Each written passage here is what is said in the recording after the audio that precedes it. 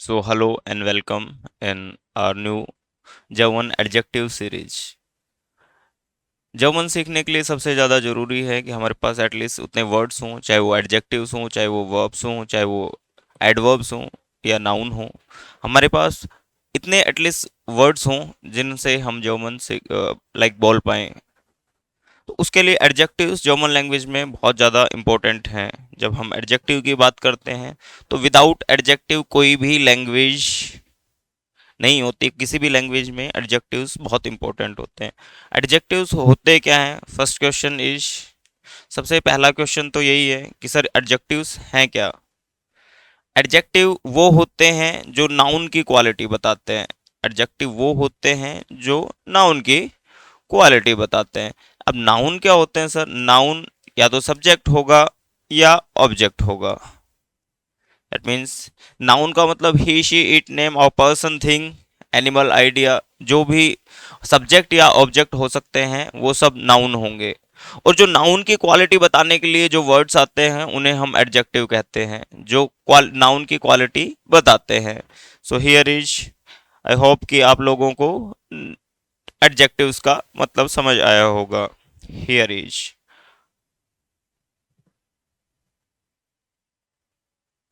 In are German adjective series हम top 20 adjectives हर एक दिन हम डिस्कस करेंगे। और एडजेक्टिव की बात करूँ तो अराउंड एटलीस्ट हम 500 के आसपास एडजेक्टिव्स जो पूरी जर्मन लैंग्वेज में होते हैं उनकी हम बात करेंगे। अगर आप जर्मन लैंग्वेज सीख रहे हैं कहीं से भी किसी भी माध्यम से, तो आपके लिए ये बहुत हेल्पफुल हो सकते हैं। क्योंकि विदाउट एडजेक्टिव सेंटेंस की कल्पना करना थोड़ा मुश्किल है। हो तो सकता है बट कल्पना करना मुश्किल है, क्योंकि जब हम बोलेंगे तो एडजेक्टिव्स की हमें नीड होगी। राम अच्छा गाना गाता है। सो राम अच्छा गाना गाता है, अच्छा होना किसकी क्वालिटी बता रहा है भाई? गाने की कि राम की? गाने की बता रहा है, दैट मीन्स एडवर्ब। जो वर्ब्स की क्वालिटी बताते हैं उसे एडवर्ब कहते हैं, जो नाउन की क्वालिटी बताते हैं उन्हें एडजेक्टिव्स कहते हैं। So it is clear. The first adjective is शॉन। शॉन that means beautiful.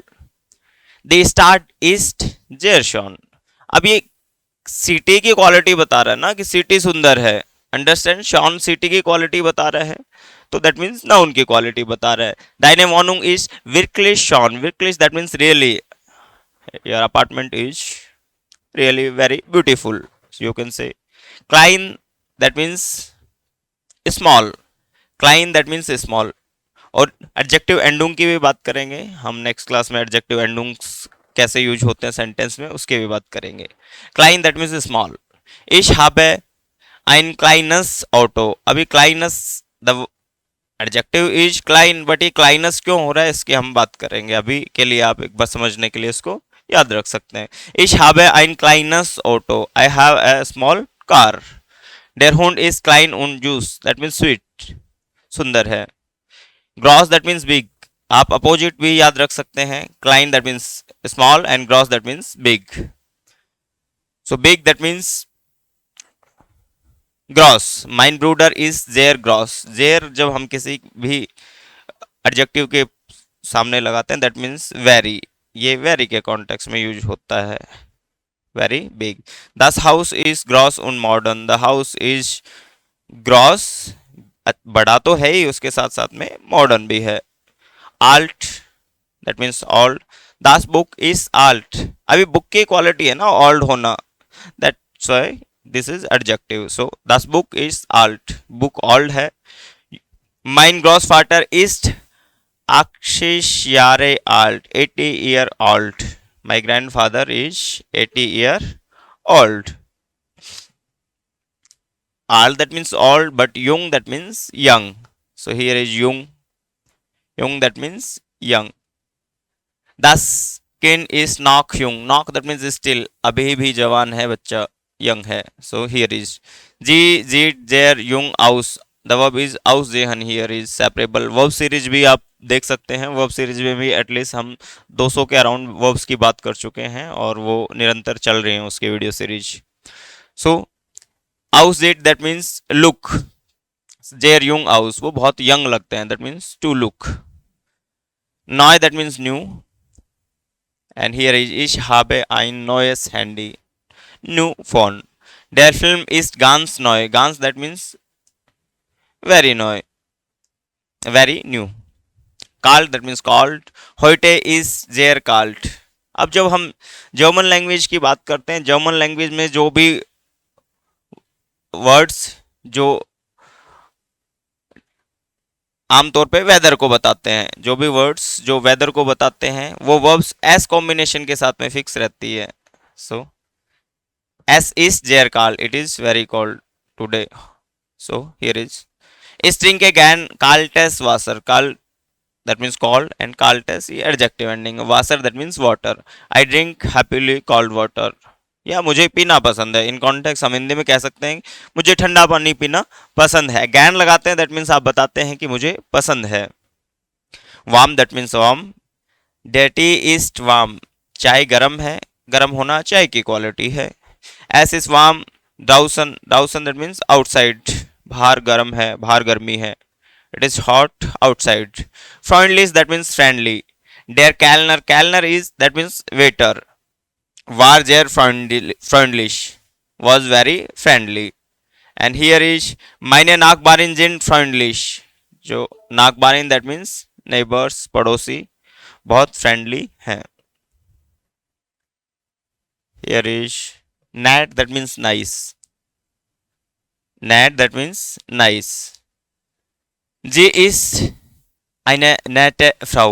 She is a nice lady. Vielen Dank, das war sehr nett. That was very nice.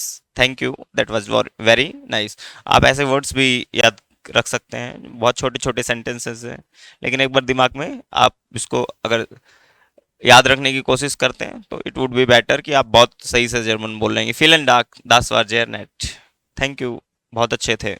So that was very net. Slash that means bad. अब opposite भी याद रख सकते हैं ना. Here is that means nice and here is bad. Das Wetter is schlecht. Schlecht that means bad. Weather is bad. Weather सही नहीं है. Ich habe einen schlechten Tag. Schlechten Tag that means bad day. I have a bad day. So good that means good. Good that means good. Das Essen schmeckt gut. The verb is schmecken here is that means good. Schmecken. That means to test. Du hast eine gute Idee. You have a good idea. Loud that means loud. Here is loud. That means loud. The music is shoe loud. Shoe जब भी हम preposition के तौर पे use करते हैं तो कोई भी चीज की हाई बताने के लिए दैट मीन्स टू. मच के कॉन्टेक्स्ट में यूज करते हैं. बहुत ज्यादा. ज्यादा जब बहुत ज्यादा बताना होता है that means too loud. That means shoe cold, very cold.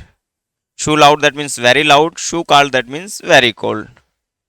Shoe warm. So आप वेदर के साथ में यूज कर सकते हैं. Der Lärm ist untertaglich. The Lärm is under the day. And here is leise that means quiet, peace, Shanti. Bitte sei leise, please quiet.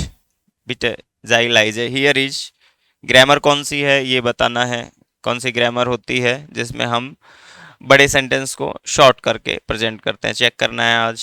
Der Räum ist ganz leise. Ganz that means much, very quiet, very शांत. Billig that means cheap. The Schuhe waren billig. Waren that means past ना, was. Waren that means was. Billig that means cheap, सस्ते. Das hotel is sehr billig. Very cheap hotel. Tire that means expensive. Diese Uhr is tire. So Uhr that means घड़ी. घड़ी बहुत महंगी है और यहाँ पे बहुत सस्ती है. Understand? Das Abendessen war teuer. Evening meal was expensive. Sauber that means clean. Die Wohnung ist sauber. The house is clean. Ich habe mein Auto sauber gemacht. मैंने अपनी दिस इज पेज वाई ना. अगर आप A2 और B1 में पहुंच गए हैं तो आप सेंटेंस को देखते ही तुरंत पता होना चाहिए. Here is present and here is पेज वाई recent past. Ich habe mein Auto sauber gemacht. मैंने अब आज अपना ऑटो साफ किया. sauber gemacht दैट मीन्स किया, आज नहीं इसने टाइम एलिमेंट यूज नहीं किया। स्मूथ दैट मीन्स डर्टी। डाइन हैम्ड इज स्मूथ। आपकी शर्ट बहुत डर्टी है। दिस टास्क इज स्मूथ। The street is dirty. So and here is knock, dry. Langjam that means slow. Langjam that means slow. Das internet is langjam. The internet is slow. अब आप ऐसे भी सेंटेंस बना सकते हैं। डू बिस्ट लांगजाम, तुम स्लो हो। ये सेंटेंस किसी को धमकाने के लिए यूज कर सकते हैं। डू बिस्ट लांगजाम, तुम स्लो हो। दास इंटरनेट इज लांगजाम, इंटरनेट इज स्लो। डेयर बुस इज हॉइटे लांगजाम, आज बस बहुत धीरे है। स्नेल that means fast, opposite slow fast. आप जब भी एडजेक्टिव्स याद करें, एर लाउड जेयर स्नेल।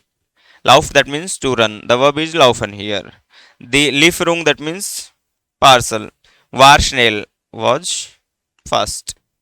लिफरूंग दैट मीन्स डिलीवरी भी कह सकते हो आप। सो हियर इज, जब भी आप adjectives, adverbs, noun and verbs याद करने की कोशिश करें तो सबसे पहले उसके साथ में आप एक एक दो दो सेंटेंस बनाना स्टार्ट करें। जब आप कोई भी नाउन को यूज करके, कोई भी वर्ब को यूज करके, एडजेक्टिव को यूज करके जब आप एक दो सेंटेंस बनाते हैं और आप खुद से कनेक्ट कर सकते हैं उसको कि आज आपने कोई सामान खरीदा और वो बहुत एक्सपेंसिव था, understand. So you can use in the sentence. आपके पास एक्सपेंसिव है, आपके पास परचेजिंग के लिए वर्ब है काउफन, आपके पास सब्जेक्ट ऑब्जेक्ट्स हैं, इश मिश मियर डू डिश डियर, आपके पास सब हैं। तो आप एक एक सेंटेंस बनाएंगे तो याद रहेंगे। क्योंकि बिना बिना एडजेक्टिव्स के जर्मन लैंग्वेज बोलने की कल्पना करना शायद थोड़ा मुश्किल है। कुछ लोग कर सकते हैं और वो खामियाजा भी भुगत सकते हैं।